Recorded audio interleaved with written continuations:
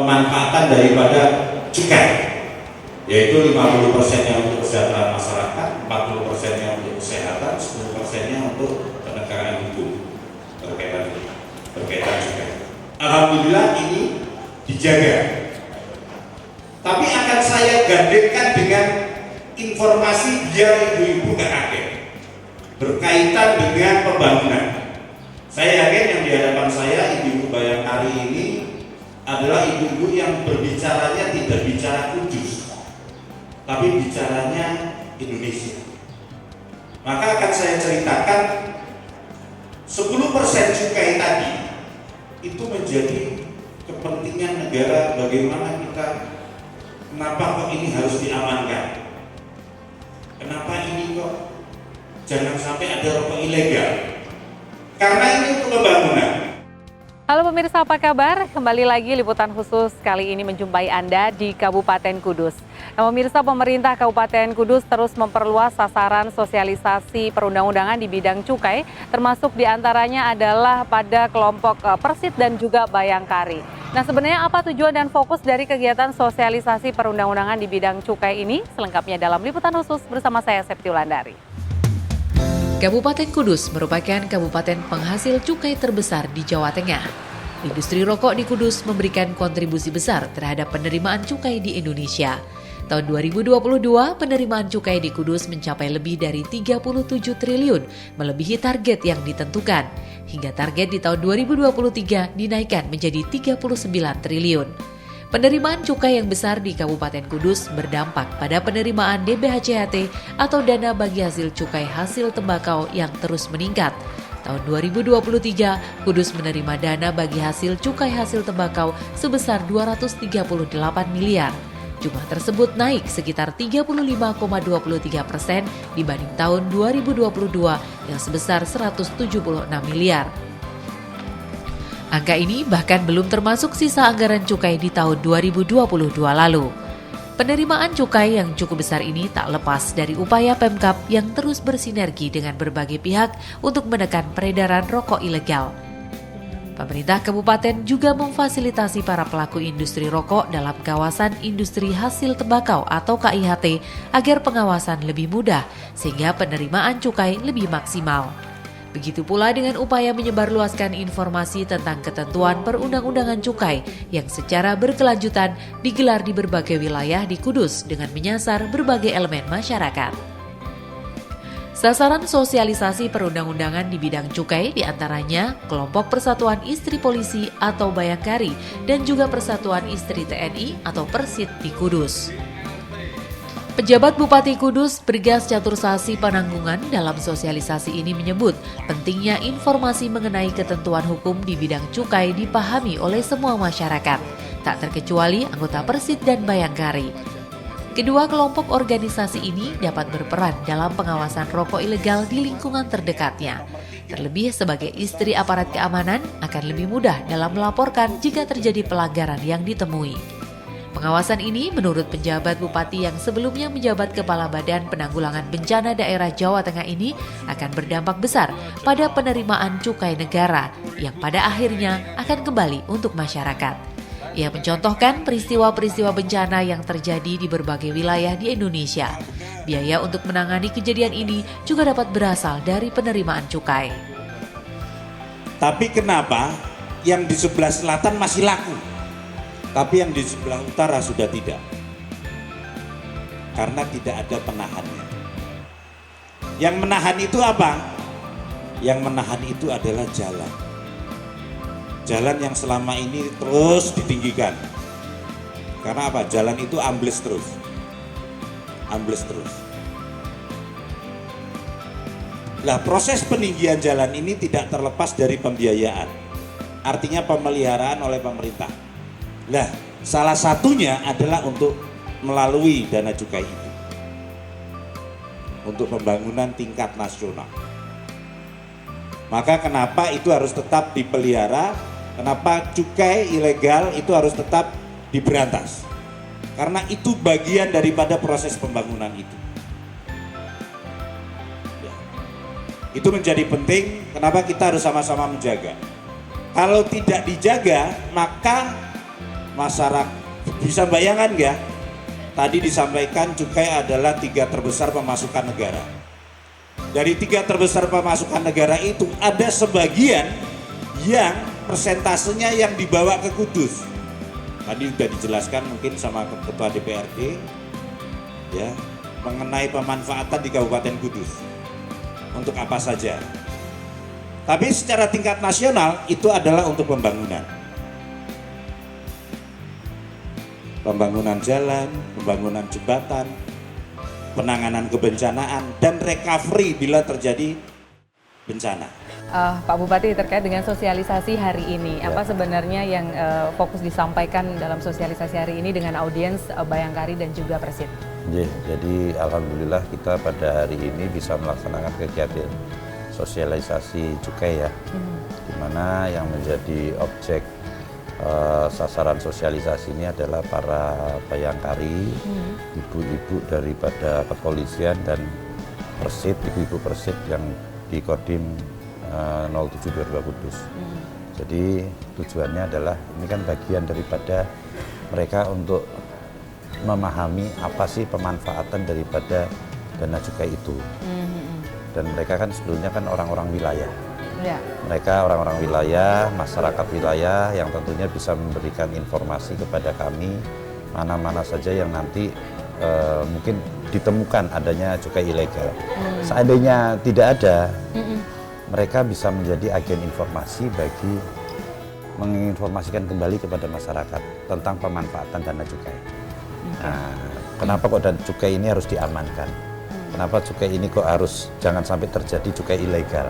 Nah, tadi kan sudah banyak sekali disampaikan termasuk pemanfaatan baik yang ada di Kabupaten Kudus maupun yang secara nasional. Tadi saya sampaikan yang berkaitan secara nasional itu tentunya untuk pembangunan, untuk recovery kalau terjadinya ada suatu kebutuhan kemanusiaan. Nah, kalau yang di Kabupaten Kudus sebagaimana yang diatur oleh PMK 215. Nah, itu kan pemanfaatannya jelas semua. Jadi ya harapannya mereka para ibu-ibu ini bisa menjadi agen informasi. Agen informasi untuk apa? Tidak hanya untuk menginformasikan kalau ada rokok ilegal, tapi bisa menginformasikan tentang pemanfaatan penggunaan daripada. Oke, jadi minimal jadi duta informasi gitu ya terkait dengan pengawasan atau peredaran rokok ilegal misalnya seperti itu.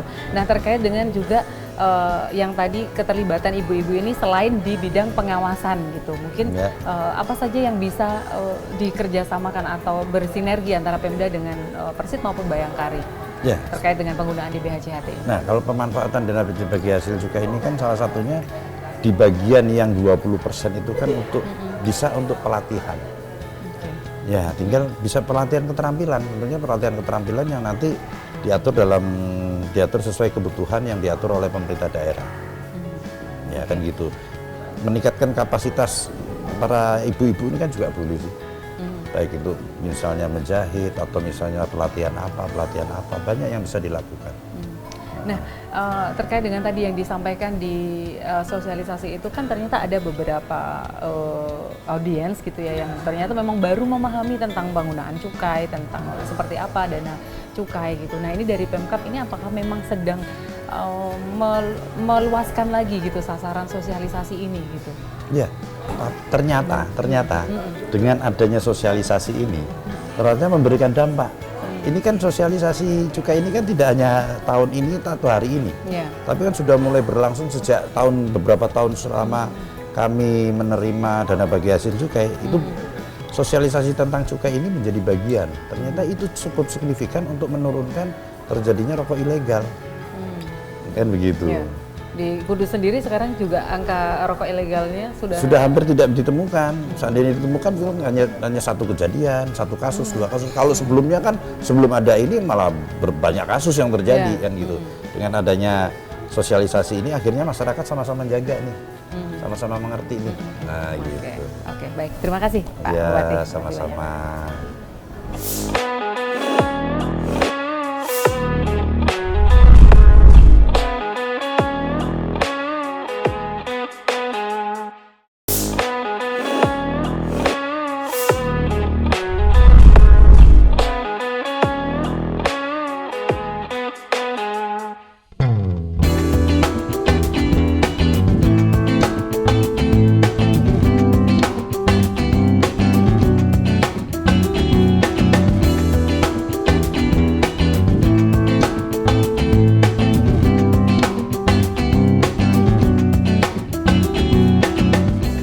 Tidak hanya dapat berpartisipasi aktif dalam pengawasan peredaran rokok ilegal, para anggota organisasi Persit dan Bayangkari ini pun dapat ikut serta memanfaatkan penggunaan DBHCHT sesuai dengan ketentuan dan kebutuhan. Ketua DPRD Kudus, Masan, dalam pemaparannya menyebut alokasi DBHCHT digunakan untuk 3 bidang, diantaranya 50% untuk kesejahteraan masyarakat atau sekitar hampir 60 miliar, di mana alokasi ini masih dibagi dalam 2 kategori alokasi, yakni 30% untuk bantuan langsung tunai dan 20% untuk pembinaan industri serta pembentukan SIHT. DBHCHT juga digunakan untuk bidang kesehatan sebesar 40% atau senilai lebih dari 53 miliar. Di antaranya untuk pembayaran iuran JKN, peningkatan sarpras kesehatan dan pelayanan kesehatan. Dan 10% untuk penegakan hukum atau sebesar lebih dari 10 miliar. Anggaran yang cukup besar ini menurut Masan dapat dioptimalkan penyerapannya dengan keterlibatan organisasi Persit dan Bayangkari. Berbicara tentang cukai sesuai undang-undang tadi itu sudah disampaikan Ibu Ketua Bayangkari, undang-undangnya memang begitu. Tetapi secara substansi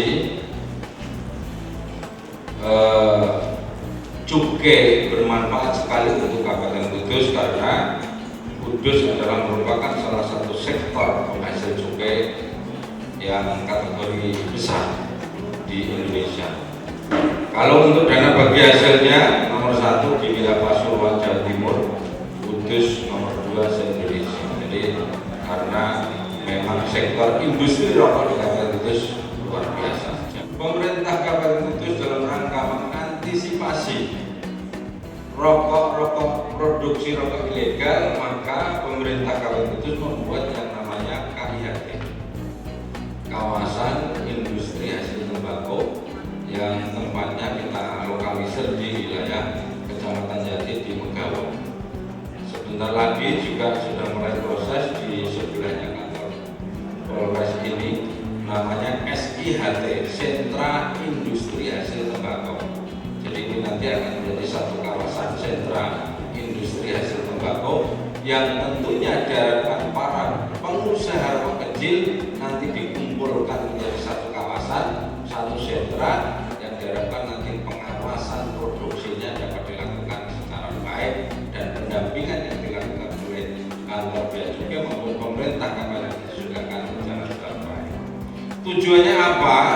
Ketika pemerintah kabupaten memfasilitasi, tentunya pendapatan negara akan naik. Seperti tadi disampaikan bahwa 10% dari APBN dari sektor cukai. Cukai bukan hanya dari rokok saja, termasuk dari tadi ada alkohol dan lain sebagainya, barang-barang yang kena cukai, yang tentunya itu menjadi 10% pendapatan negara. Ini sangat signifikan menurut kami, sehingga perlu adanya pendampingan pengawasan yang baik. Kudus saja yang disetor ke APBN dalam 1 tahun kurang lebih 40 triliun. Kantor bea cukai Kudus dalam 1 tahun itu setor 39,8 triliun untuk target tahun.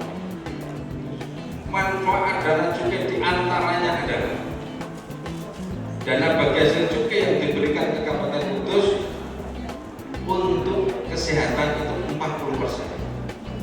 Jadi 40%-nya sendiri untuk kesehatan, di dalamnya ada penanganan stunting, baik di dinas kesehatan, di dinas sosial, maupun di puskesmas, rumah sakit juga.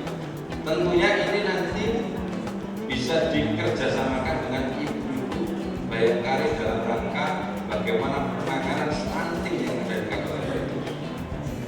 Anggarannya 40% sendiri, kalau dari bagi hasil tahun 2023 itu kurang lebih di angka 260 miliar, 40%-nya berarti ya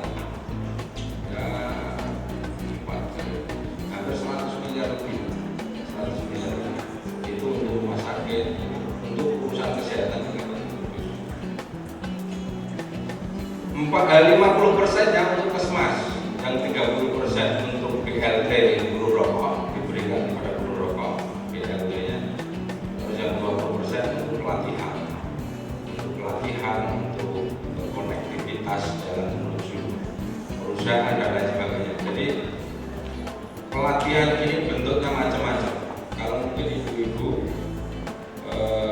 memfasilitasi masyarakat di lingkungannya yang mau mengikuti pelatihan di balai latihan kerja, di dinas tenaga kerja, monggo, anggarannya cukup besar dan tentunya bisa dimanfaatkan oleh masyarakat Kudus. Cuma dulu kalau mungkin ada lingkungannya yang butuh keterampilan, banyak pelatihan di sana, mulai make up, tata boga, terus macam-macam, ada bengkel, ada nyetir, ada 86 itu pelatihan yang tidak salah.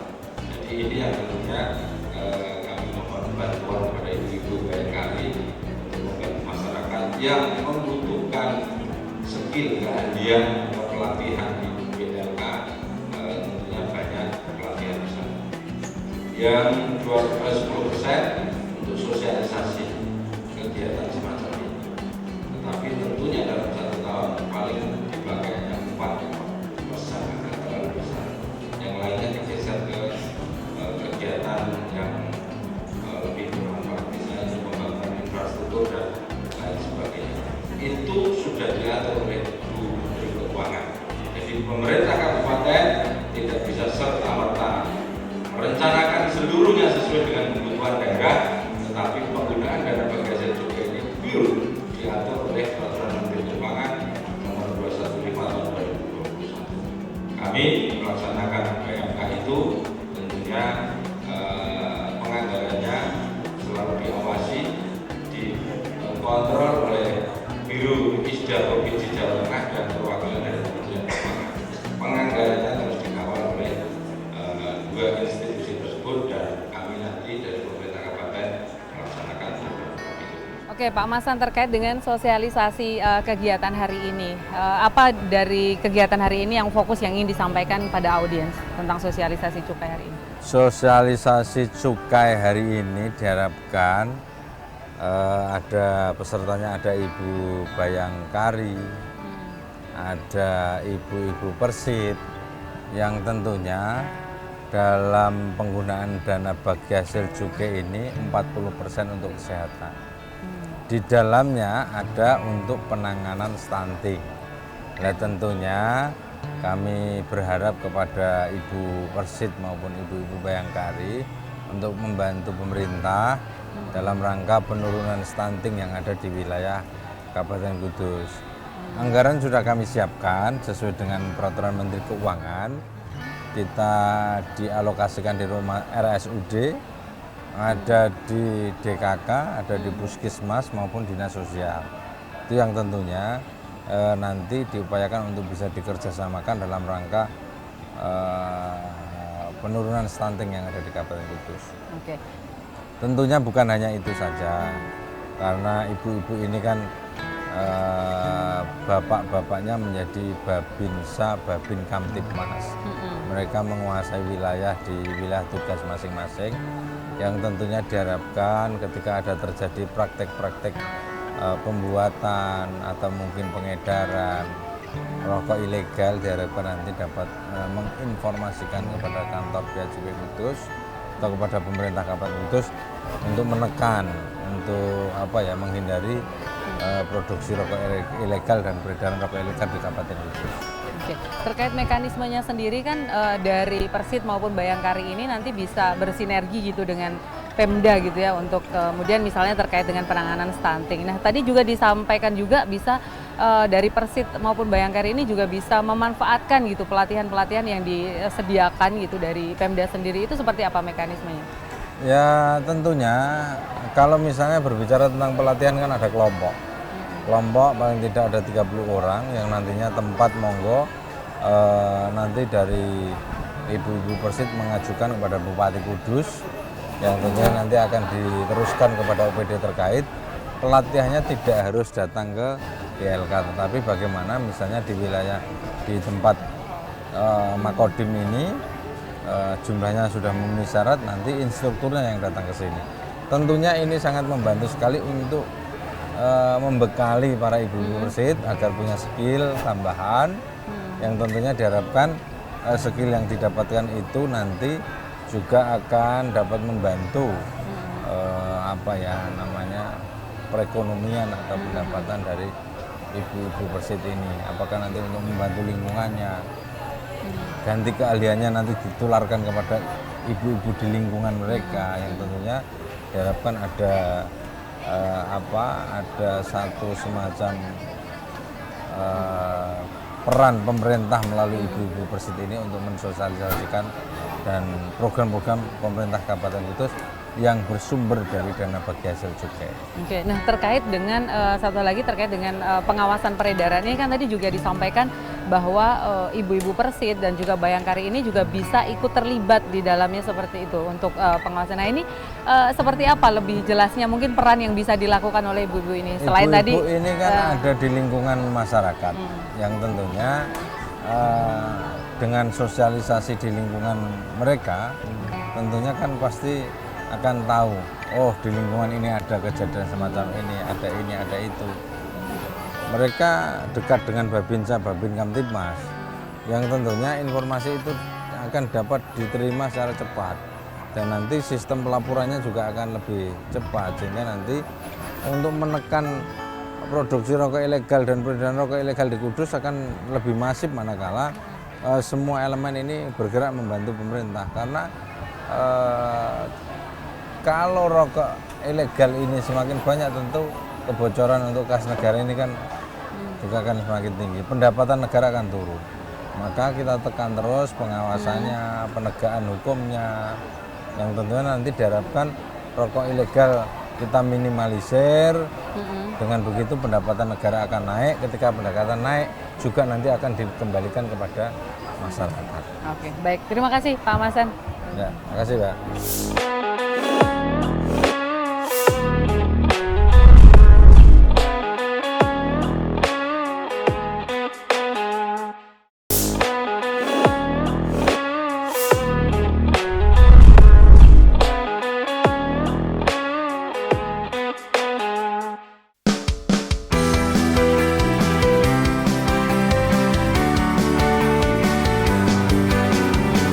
Sosialisasi ketentuan perundang-undangan di bidang cukai yang digelar Dinas Komunikasi dan Informatika Kabupaten Kudus di dua tempat, yakni Aula Mapolres dan Kantor Kodim 0722 Kudus ini disambut antusias anggota Persit dan Bayangkari.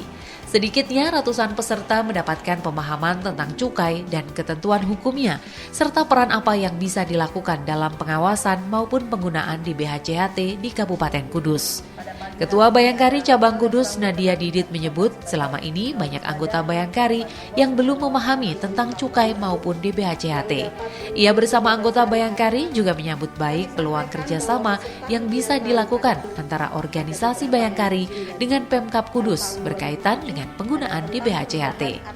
Baik Bu Nadia, terkait dengan sosialisasi perundang-undangan cukai hari ini, bagaimana tanggapan Bu Nadia dengan kegiatan yang diselenggarakan hari ini?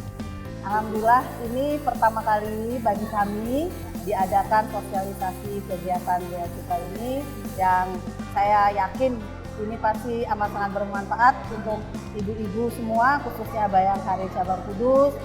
Alhamdulillah dapat memberikan pencerahan untuk kami semua. Kedepannya mungkin kami jadi mendapatkan ilmu sedikit lebih pinter untuk tahu ternyata perbedaan bea cukai dengan pajak itu oh emang beda. Saya pikir tadi saya juga tanya di atas sama ibu, oh ternyata ini berbeda bu. Oh oke. Jadi alhamdulillah ibu-ibu apalagi dengan antusias untuk bertanya tadi, sedikit banyak ibu-ibu juga mendengarkan apa yang disampaikan oleh perwakilan dari Bea Cukai. Alhamdulillah pulang ke rumah bisa membawa ilmu, bisa sharing kepada suaminya nanti di rumah.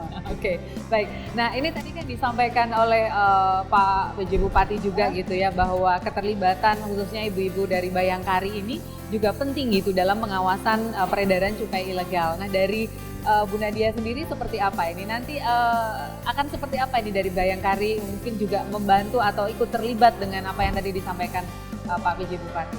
Mungkin peran kami tidaklah mungkin lebih banyak ya, tapi kami yang juga sebagai ibu rumah tangga, pengawasannya mungkin hanya dengan apabila ada tetangga atau teman yang membawa rokok. Nah, itulah kenapa di sini kami baru dapat ilmu, oh ternyata label itulah cukainya. Kalau jadi sekarang pun kami bisa dapat ilmu, oh ternyata kalau tidak ada label itu berarti itu ilegal. Nah, itu mungkin ya karena suami di polisi, jadi mungkin melaporkannya sedikit banyak hanya ke suami dulu. Nah, baru mungkin suami meneruskan. Karena kalau untuk ke pihak yang mungkin lebih ini mungkin kami ya namanya ibu rumah tangga kan tidak paham. Terakhir nih harapannya ini apa yang setelah dari pemberian sosialisasi tadi, informasi ini, apa yang tindak lanjut ke depannya setelah ini dari Bayangkari mungkin kerjasama dengan hal-hal yang berkaitan dengan penggunaan di BHCHT ini? Karena Bayangkari itu kita bagian dari polisian. Jadi mungkin lebih dekatnya ke tenaga kesehatan itu tadi. Bayangkari sebagai tenaga kesehatan yang juga berkecimpung menangani anak-anak stunting. Lebih ke situ mungkin. Jadi nanti sambil menggali ya kira-kira apa yang mungkin bisa dikerjasamakan gitu ya masing-masing. Karena tadi saya juga mendengarnya kan dibicarakan nih masalah stunting nih. Karena tenaga kesehatan kami yang Ibu Bayangkari ini juga beliau di Puskesmas juga bergerak sebagai pengawasan dan untuk ibu-ibu yang anak-anaknya stunting. Baik, terima kasih Bu Nadia atas waktunya. Terima kasih banyak. Terima kasih. Senada dengan Ketua Bayangkari Cabang Kudus, Ketua Persid Kartika Chandra Kirana Cabang 43, Erin Andreas Yudi Wibowo juga mengatakan hal yang serupa. Pengetahuan tentang cukai, rokok ilegal, dan DBHCHT termasuk pengetahuan yang cukup baru bagi anggotanya. Ia sangat antusias dengan kemungkinan sinergi yang bisa dilakukan Persid bersama dengan Pemda, khususnya Dinas Kesehatan. Ibu Erin, terkait dengan kegiatan sosialisasi hari ini, sosialisasi perundang-undangan bidang cukai, dari Persid sendiri seperti apa tanggapannya dengan kegiatan yang diselenggarakan oleh Kominfo hari ini? Dari Persid sangat antusias dan senang sekali, bahagia ya rasanya dapat ilmu baru dengan pihak yang lain. Biasanya kita kan tetap dengan Persid gitu ya. Ini ada ilmu baru di bidang cukai, jadi kita wawasan lebih lebih terbuka luas, lebih seperti ini yang informasi di luar gitu. Jadi kalau misalkan ini ada manfaatnya banget lah untuk kita, untuk bersosialisasi juga dengan masyarakat karena kita kan tersebar gitu ya. Baik, nah terkait dengan tadi yang disampaikan oleh Pak Bupati gitu ya, bahwa Persid ini juga bisa ikut terlibat dalam pengawasan gitu ya, pengawasan peredaran rokok ilegal. Dari Persid sendiri seperti apa? Ya, karena tadi itu sudah dijelaskan panjang lebar ya terkait dengan penjelasan rokok itu seperti apa, mengetahui yang ilegal dengan yang legal itu bagaimana. Jadi kita sebagai ibu-ibu anggota Persid bisa turut mengawasi peredaran itu. Jadi kita bisa tahu, ini misalkan di warung sebelah gitu, ada ini, kita bisa melaporkan itu kepada pihak yang terkait gitu. Ini sebelumnya informasi terkait tentang misalnya rokok ilegal itu seperti apa, peredaran cukai dan lain sebagainya itu belum terinformasi gitu ya, hal-hal semacam ini. Ya mungkin sudah terinformasi tapi minim masalah itu. Terus cukai itu sebenarnya dampaknya apa sih untuk negara kita gitu. terus income-nya itu maksudnya pendapatannya kita itu bagaimana, seberapa peran kita, penting kita, peran serta kita untuk masalah itu gitu. Jadi kalau sudah ada informasi terkait hal itu, jadi kita juga turut, oh seperti ini loh keuntungannya sebagai untuk negara itu sebenarnya untuk ini gitu. Jadi kitanya jadi lebih semangat lagi untuk membantu. Oke, jadi lebih gamblang gitu ya, Ya, gambarannya seperti itu. ya. Nah, terakhir nih Bu Erin, terkait dengan tadi yang disampaikan juga oleh Pak PJ maupun Pak Masang itu bahwa dari anggaran DBHCHT itu ada celah-celah anggaran di mana itu bisa juga sebenarnya dimanfaatkan untuk pelatihan dan lain sebagainya bagi ibu-ibu Persit. Nah, ini kalau dari Bu Erin sendiri seperti apa nih? Apakah setelah ini mungkin akan ada sinergi dengan Pemda memanfaatkan dana ini untuk ya mungkin mengembangkan lah Persit ini seperti apa? Ya, tadi rasanya dapat penjelasan seperti itu seperti angin surga buat kita ya. Seperti angin surga karena kita bisa kolaborasi dengan kerjasama dengan Pemda terkait hal tersebut tadi, bisa mengembangkan lagi potensi yang ada di anggota kita Persit gitu, biar pelayanan kita kepada masyarakat lebih maksimal. Jadi ini akan Ya. dimanfaatkan ya ke Ya, depannya jelas. untuk dimaksimalkan, Ya, jelas pasti ya. itu. Berkomunikasi Ya, dengan Pemda. ya. Oke. Sudah ada bayangan belum kira-kira pelatihan-pelatihan seperti apa yang mungkin nanti sudah ini cocok nih untuk Persit Kudus Ya. gitu. Mungkin kalau ibu-ibu ya tidak jauh dan tidak bukan adalah masak. Oke, masak. Mungkin memasak, mungkin membuat kue, itu juga sebagai ladang membuka rezeki ya, membuka peluang baru untuk lebih menambah income, lebih bisa mensosialisasi dengan warga sekitar. Jadi apa ya? Bisa mengembangkan, Ya. membantu perekonomian. lah. Membantu perekonomian. Mungkin ada anggota yang belum bisa, mungkin ada warga yang mungkin bisa cuman untuk packaging dia nggak tahu. Oke, jadi Terus pelatihan. mungkin ya seperti itu mungkin bisa kasih masukan lah ya, kasih masukan seperti itu. Jadi kan ada manfaat kita ada di dalam masyarakat. Oke, baik. Terima kasih Bu Erin. Ya, Mudah-mudahan nanti sama-sama. kerjasamanya setelah ini lancar dengan Amin, Pemda. amin, amin, amin. Terima kasih. banyak ya. Distribusi penggunaan dana bagi hasil cukai hasil tembakau di Kudus sudah sesuai dengan regulasi yang tertera. DBHCHT yang diterima Kudus ini sudah seyogyanya berimbas positif pada kesejahteraan masyarakatnya, tak terkecuali. Pemirsa, dibutuhkan peran serta aktif masyarakat dalam mensosialisasikan ketentuan hukum di bidang cukai, termasuk peran aktif dari Persit dan juga Bayangkari. Hal ini agar peredaran rokok ilegal dapat ditekan dan penggunaan DBHCHT di Kabupaten Kudus dapat lebih optimal. Saya Septulandari, sampai jumpa di liputan khusus selanjutnya.